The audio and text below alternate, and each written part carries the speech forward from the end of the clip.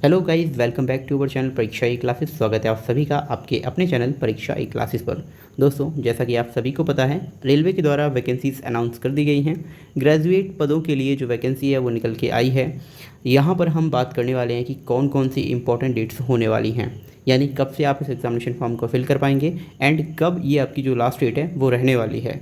तो सबसे पहले आप यहाँ पर देखिए, सेंट्रलाइज्ड एम्प्लॉयमेंट नोटिस नंबर 30, इसके अकॉर्डिंग जो है ना, for non technical popular category, जो कि एनटीपीसी वैकेंसीज कहलाती हैं, ग्रेजुएट पोस्ट होती हैं। ग्रेजुएट जो कैंडिडेट्स हैं वही इस फॉर्म को फिल कर सकते हैं।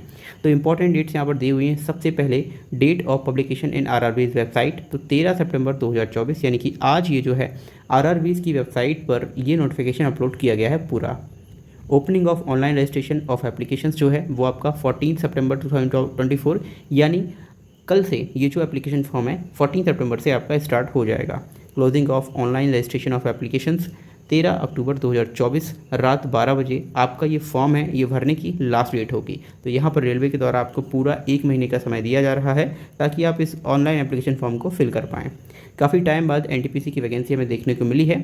Date for fees payment after closing, date is 13 October 2024 11:59 hours. तो देखिए, 14 अक्टूबर से 15 अक्टूबर के बीच में आप जो है वो फ़ीस पेमेंट कर सकते हैं। फिर यदि हम बात करें कि यदि आप मॉडिफिकेशन करना चाहते हैं, तो modification window for corrections in application form with payment of modification fee, ये आपकी रहने वाली है 16 अक्टूबर 2024 से 25 अक्टूबर 2024 तक। यानी यहाँ भी आपको 8 से 9 दिन का समय दिया जा रहा है कि आप यहाँ पर कोई भी करेक्शन जो है वो कर पाएँ, लेकिन इसकी आपको एक फ़ी देनी होगी, मॉडिफिकेशन फ़ी। ठीक है।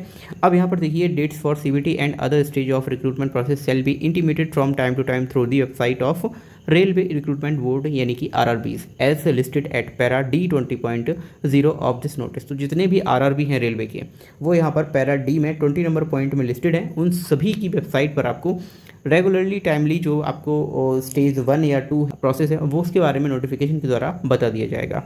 Online applications are invited by RRB from eligible Indian nationals and other nationals as brought out at para D4.0 of this CEN for the post of non technical popular category डेटेज। तो देखिए, NTPC जो exam होने वाला है उसके अंदर आपको 5 तरह की टोटल जो पोस्ट हैं उनका एग्ज़ाम देखने को मिलेगा। सबसे पहले हम बात करें तो यहाँ पर है chief commercial cum ticket supervisor. ठीक है। दूसरी वैकेंसी यहाँ पर निकल के आती है स्टेशन मास्टर। तीसरी वैकेंसी निकल कर आती है गुड्स ट्रेन मैनेजर। चौथी वैकेंसी यहाँ पर है junior accountant assistant cum typist and पांचवी वैकेंसी है सीनियर क्लर्क कम टाइपिस्ट। तो ध्यान रखिए, इन 5 वैकेंसीज पर ही आपका जो एनटीपीसी एग्जामिनेशन है वो कंडक्ट होने वाला है। अब यहाँ पर सबसे इंपॉर्टेंट बात है कि वैकेंसीज हमें कितनी देखने को मिली हैं। तो देखिए, यहाँ पर हम बात करेंगे टोटल डिटेल ऑफ वैकेंसीज़ की, कितनी यहाँ पर वैकेंसीज हमको देखने को मिली हैं। उससे पहले देखिए, ग्रेजुएट पोस्ट है ये हमारी। मिनिमम एजुकेशन क्वालिफिकेशन आपकी होनी चाहिए, आपके पास यूनिवर्सिटी की डिग्री या फिर इसके इक्विवेलेंट, और एज जो आपकी है वो 18 से 36 साल के भीतर रहनी चाहिए। अब इस 36 साल के ईयर में आपका 3 ईयर का रिलैक्सेशन भी इसमें इंक्लूड किया गया है। वैसे एज लिमिट थी 18 से 33 वर्ष, लेकिन इसमें कोविड-19 के कारण जो एज लिमिट है उसमें 3 साल का रिलैक्सेशन दिया गया है और ये अब होके 36 वर्ष हो गया है। तो हम बात कर लेते हैं कि कौन से पद पर कितनी वैकेंसी देखने को मिली है। सबसे पहले हम बात करेंगे तो CCTS, यानी कि chief commercial cum ticket clerk, जो कि 6 लेवल इसका 6 है। इनिशियल पे 35,400 रुपये मिलेगा। मेडिकल स्टैंडर्ड आपका V2 मांगा जा रहा है और यहाँ पर पहले जो एज मांगी जाती थी वो 18 से 33 वर्ष थी। 3 साल का रिलैक्सेशन इसमें ऐड किया गया है, तो 18 से 36 वर्ष के जो कैंडिडेट्स हैं वो इस फॉर्म को फिल कर पाएंगे। ठीक है। टोटल जो वैकेंसी देखने को मिली है सभी आरआरबीज में, उनकी संख्या है 1736। बात करते हैं स्टेशन मास्टर की। ये भी आपकी लेवल 6 की जॉब है और इसका ग्रेड पे भी आपका जो इनिशियल पे है वो 35,400 रुपये है। A2 कैटेगरी जो है यहाँ पर मांगी गई है मेडिकल स्टैंडर्ड की, और यहाँ भी एज लिमिट 18 से 33 थी, 18 से 36 की भी कर दी गई है। सभी वैकेंसीज में आपको ये सेम मिलेगी। टोटल नंबर ऑफ वैकेंसीज इसमें है 994। अगर हम गुड्स ट्रेन मैनेजर की बात करें तो ये लेवल 5 की जॉब है। 29,200 इसका इनिशियल पे होगा। A2 यहाँ पर मेडिकल स्टैंडर्ड है और 3,144 जो है वो वैकेंसीज देखने को मिल रही हैं।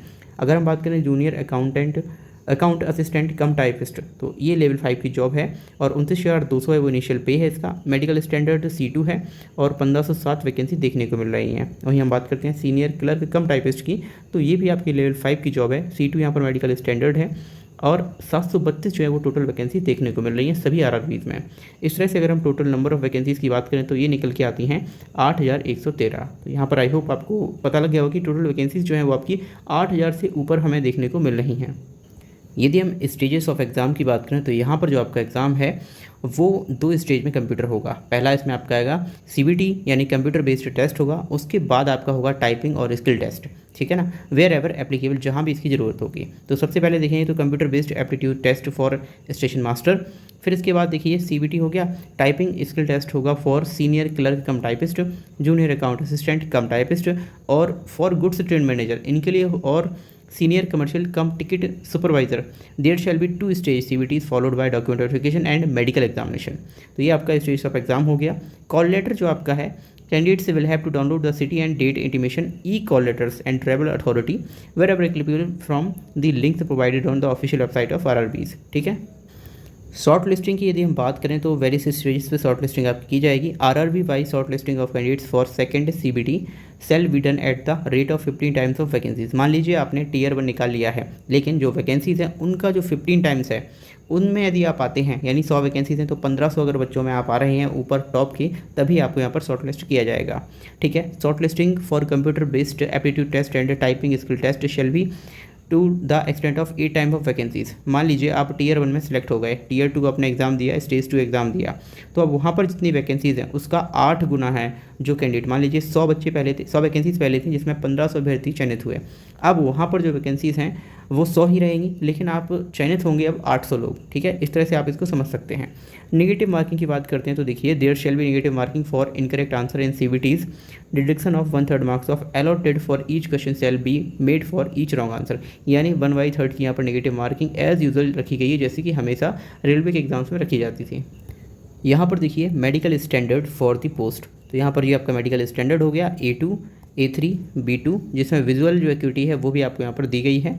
फिर नीचे आप स्क्रॉल कीजिएगा तो आपको यहाँ पर जो C2 है वो भी देखने को मिलेगा, जो आपका स्टैंडर्ड है मेडिकल का, ठीक है ना। विज़न क्या होना चाहिए उसके बारे में आप यहाँ पर देख सकते हैं। आई होप आपको नोटिफिकेशन समझ आया होगा।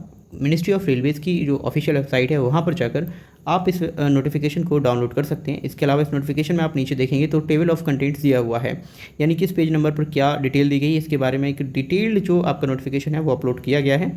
सो आप इसे डाउनलोड करके भी इसे अपने हिसाब से चेक कर सकते हैं। आई होप आपको नोटिफिकेशन समझ आया होगा। Thank you watching this video. मिलते हैं अगली वीडियो में।